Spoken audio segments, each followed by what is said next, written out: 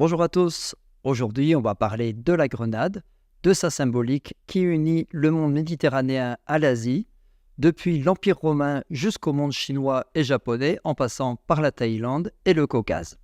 Parce que c'est certainement quelque part entre la Perse et le Caucase que cet arbre est cultivé depuis plusieurs milliers d'années. Et ce qui est surprenant avec ce fruit, c'est que sa symbolique est presque la même partout, elle est liée à la fertilité et au rite de passage. Et ça, grâce à ses caractéristiques. Elle a une coque très dure qui contient des centaines de petits grains qui produisent un jus rouge sang.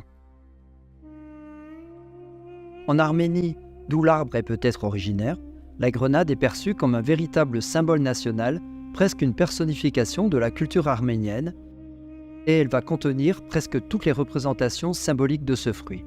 Ces nombreux grains représentent l'abondance et la fertilité, et on dit qu'elle en contient 365, un pour chaque jour de l'année.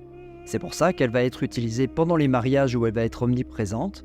Dans les décorations, elle est tarosique, de petites grenades séchées ou artificielles qu'on va offrir aux invités, notamment aux célibataires. En Arménie occidentale, la mariée écrase au sol une grenade le jour de ses noces pour s'assurer une descendance nombreuse, et c'est une tradition qu'on va retrouver dans d'autres cultures. Mais la grenade représente aussi un symbole de chance. Elle est utilisée comme objet apotropaïque, un objet qui est là pour rejeter le mauvais œil, que ce soit en Arménie, dans les Balkans ou en Turquie. C'est aussi un symbole de renaissance qui va résonner fortement avec le christianisme, bien sûr, mais qui est surtout un symbole lié au génocide arménien et au traumatisme qui va avec. C'est pour ça qu'elle va être très présente dans les arts, dans la peinture, mais aussi dans le cinéma. Et le chef-d'œuvre du cinéma arménien, qui s'appelle La couleur de la grenade, est un film étonnant et allégorique qui raconte la vie du poète Sayat Nova. Dans le film Ararat, Charles Aznavour défie un douanier en mangeant une grenade qu'il n'a pas le droit d'importer au Canada, une grenade qui symbolise l'âme du peuple arménien. Veuillez garder avec vous vos bagages à main en tout temps, pour des raisons de sécurité. What are you doing? This way I don't need to bring it in. I eat it here at the gate of your country. Look. Une bonne partie de cette symbolique va aussi être présente dans la Perse voisine qui elle aussi considère la grenade comme un fruit national. C'est là que les Zoroastriens font boire du jus de grenade aux agonisants parce qu'elle représente la renaissance et l'immortalité, une immortalité qui tire sa symbolique de son feuillage persistant. C'est pour cette même raison qu'au cours d'une avjot qui marque l'entrée d'un enfant dans le monde zoroastrien, on lui fait mâcher quelques feuilles vertes du grenadier et que, comme en Arménie, la jeune mariée écrase une grenade au sol. Parfois, on y fiche même des pièces de monnaie dans une symbolique de prospérité évidente.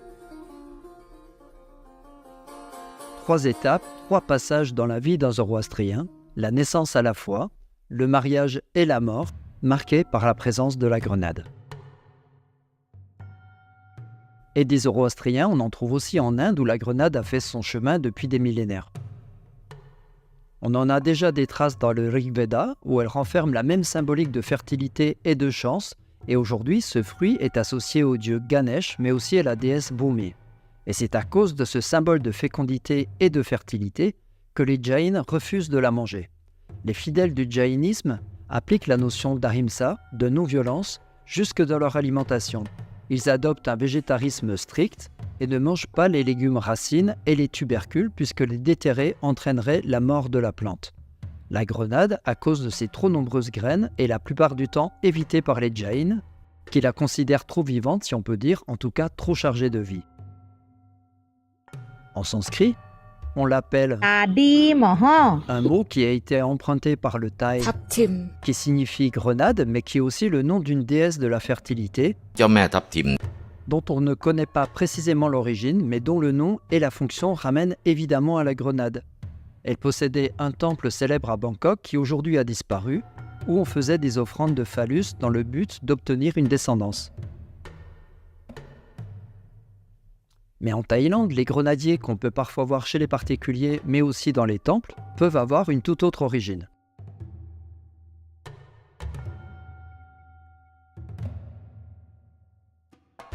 Une tradition bouddhiste nous rapporte l'histoire de Abhiriti ou Hariti. C'est une yaksha, un démon femelle qui nourrissait ses centaines d'enfants en enlevant et en tuant ceux des autres femmes. Le Bouddha dut intervenir en enlevant et en cachant le dernier-né de Hariti jusqu'à ce qu'elle vienne implorer son secours. Il lui fit entrevoir la douleur qu'elle avait infligée aux autres mères par la perte d'un seul de ses enfants, et lui fit la promesse de ne plus se nourrir que de grains de grenade. Hariti est devenue une des 24 divinités protectrices du bouddhisme, et spécialement protectrice des enfants. Ce mythe a été très présent dans la région du Gandhara au Pakistan actuel, et c'est là qu'on trouve encore de nombreuses représentations de Hariti, notamment au musée de Peshawar, et le tombeau de Hariti à Pushlavati est toujours visité par les Pakistanaises qui viennent chercher une protection pour leurs enfants. En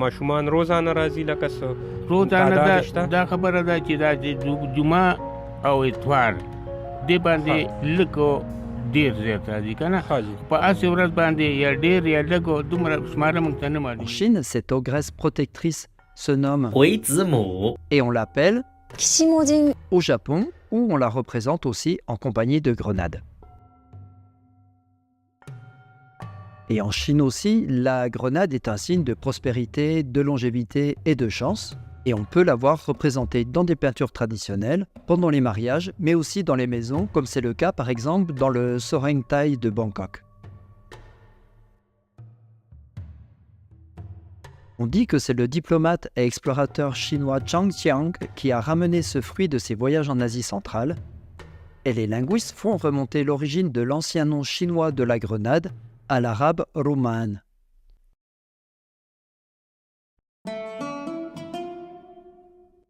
Le mot arabe rumman a une forte importance dans l'histoire de la grenade et on en trouve une trace dans la langue française à travers le nom de la balance à fléau qu'on appelle aussi la balance romaine.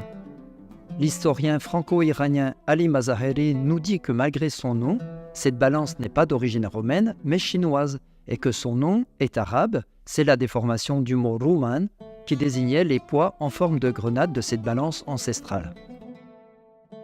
En espagnol contemporain, on dit toujours hacer romana pour dire équilibré. La rumman arabe est citée plusieurs fois dans le Coran.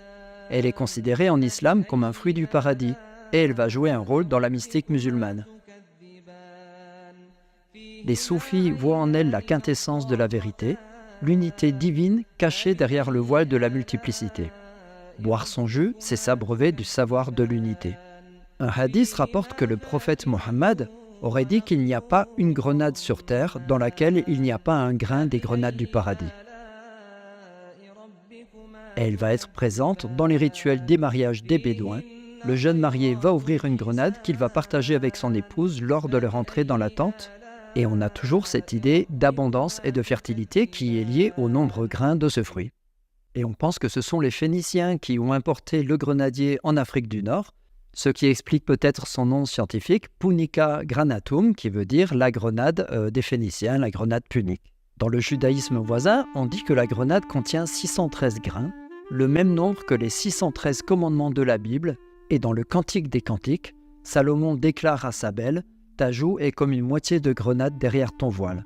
Et chez les Juifs aussi, la grenade va jouer un rôle de passage qu'on va retrouver dans les mariages, mais aussi au moment de la nouvelle année, le Rosh Hashanah, durant lequel on consomme des grenades. Les piliers du temple de Salomon étaient surmontés de grenades, et les grands prêtres du temple en possédaient 72 au bas de leur éphod, leur robe cérémonielle. Ces éléments symboliques sont appelés des rimonim, le pluriel de rimon, le mot hébreu pour grenade qui partage une origine sémitique commune avec l'arabe rumman. Ces rimonim sont aussi des éléments décoratifs en forme de grenade qu'on trouve parfois au sommet des axes autour desquels sont enroulés les rouleaux de la loi juive. Et cette image de la grenade va être reprise par la franc-maçonnerie, très friande de symboles, qui place elle aussi ce fruit au sommet des piliers de ses temples.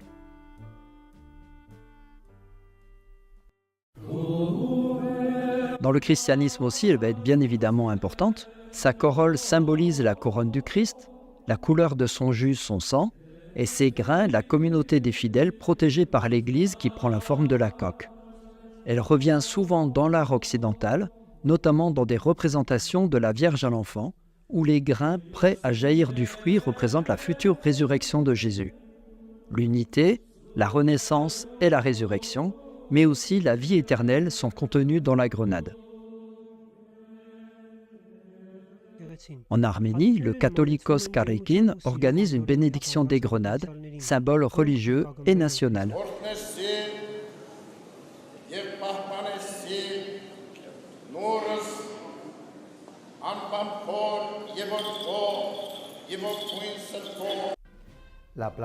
À Abanilla, dans la région de Murcie en Espagne, lors de la Fiesta de la Santa Cruz, une représentation d'une grenade est placée au-dessus de la Sainte Croix. Elle contient des colombes et de l'eau bénite qui va se répandre sur les fidèles qui lui attribuent tout un tas de vertus. Y todo el mundo quiere agua de la Santa Cruz, agua bendita de la Santa Cruz, todo el mundo pide, porque todos quieren agua bendecida por la Santa Cruz. Mais c'est certainement Saint Jean de la Croix qui a le mieux exprimé sa symbolique. Ce mystique espagnol du XVIe siècle voyait dans les grenades les plus hauts mystères de Dieu, ses plus profonds jugements et ses plus sublimes grandeurs. Les grains de la grenade sont le symbole des effets innombrables des perceptions divines. Et Saint Jean de la Croix a vécu quelques années dans la ville andalouse de Grenade, sur laquelle on est bien obligé de s'arrêter. Le nom de la ville de Grenade n'est pas directement issu du nom du fruit, et son origine est toujours débattue. Son nom arabe Harnata est attesté depuis le Xe siècle, mais sa signification reste obscure, et il est possible que ce mot soit une arabisation d'un toponyme romain antérieur, peut-être du mot granum ou grana qui signifie graine. Et là, ça nous ramène à l'étymologie même du français grenade, qui vient du latin granatum, qui signifie qui contient beaucoup de graines. Ce n'est qu'après la Reconquista que l'association entre le fruit et le nom de la ville de Grenade s'est faite, et progressivement, l'image de la grenade fait son chemin dans la ville. Aujourd'hui, on peut la voir partout, comme mobilier urbain ou sur les armoiries de la ville. Et en Occident, parmi toutes les formes héraldiques de la grenade, on la voit toujours très mûre, fondue avec les grains prêts à sortir, et cette forme a souvent une connotation sexuelle. Elle représente le sexe féminin entrouvert qui fait encore écho au rituel de mariage et de fécondité.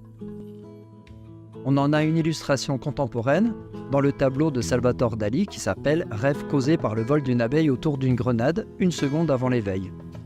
Mais on va aussi retrouver cette grenade sous une forme sexuelle dans d'autres tableaux anciens ou contemporains. Sur les représentations médiévales de la chasse à la licorne, on voit l'animal fabuleux qui ne peut être capturé que par une vierge, attaché à un grenadier, et le liquide rouge qui macule parfois son pelage blanc est du jus de grenade et non du sang. La licorne représente Jésus et la grenade la résurrection. Et finalement, toutes ces représentations de renaissance et de résurrection, qui sont des états de transition entre un monde et un autre, prennent peut-être racine dans le mythe grec de Perséphone. Perséphone, c'est la fille de la déesse de l'agriculture et des moissons qui s'appelle Déméter et du puissant Zeus.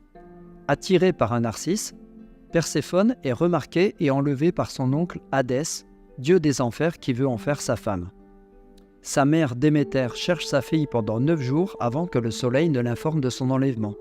Pour se venger, elle interdit à la terre de ne plus produire quoi que ce soit, et devant les plaintes des terriens et des autres dieux, Zeus doit intervenir et oblige son frère à libérer Perséphone. Mais elle ne pourra sortir qu'à la condition de ne rien manger de ce qui vient des enfers. Hadès lui tend alors un piège. Avant de la laisser partir, il lui offre une grenade à laquelle elle ne pourra pas résister, et quand elle en mangera quelques grains, elle sera ramenée dans les entrailles de la terre. Zeus propose alors un compromis. Elle passera une partie de l'année sous terre et une autre sur terre. Et c'est l'origine mythologique des saisons, une alternance d'abondance et de pénurie, de vie et de mort, rythmée tous les ans par Halloween et la Toussaint. Et ce fruit auquel n'a pu résister Perséphone est peut-être le même que celui qu'Adam et Ève n'ont pu s'empêcher de consommer. Pour certains, le fruit défendu est bel et bien une grenade, fruit de la connaissance, et non de cette pomme qui est une interprétation du mot latin pomum, qui signifie tout simplement fruit. C'est d'ailleurs ce mot latin qui est à l'origine du nom anglais de la grenade, qu'on appelle pomegranate, et qui vient du latin pomum et granatum. Et cette grenade qu'on appelle rodi en grec moderne joue toujours un rôle en Grèce où au moment du Nouvel An, il est de tradition d'écraser une grenade pour avoir une année de chance et de prospérité.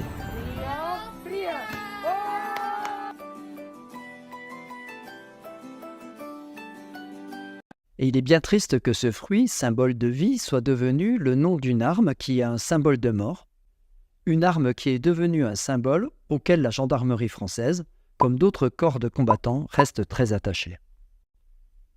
Rares sont les objets qui unissent autant de cultures, de mythes et de religions autour d'une même symbolique, et ce consensus autour de ces idées de fécondité, de fertilité, de chance et d'abondance sont certainement à chercher dans les caractéristiques de ce fruit magique, un fruit généreux qui n'est pas très facile à consommer et qui, aujourd'hui, on le sait, renferme tout un tas de bénéfices très bons pour la santé. Et on peut finir sur un conte arménien qui nous raconte qu'un jour, 3 grenades sont tombées du paradis sur terre. Il y en avait une pour le conteur, une pour celui qui écoute et une pour le monde entier. Voilà, merci d'avoir suivi cette vidéo. Comme d'habitude, je vous invite à la liker, à la commenter, à la partager, à vous abonner à ma chaîne si ce n'est pas encore fait, à activer la cloche, tout ça. Et on se retrouve très bientôt pour un tout autre sujet. Bye bye.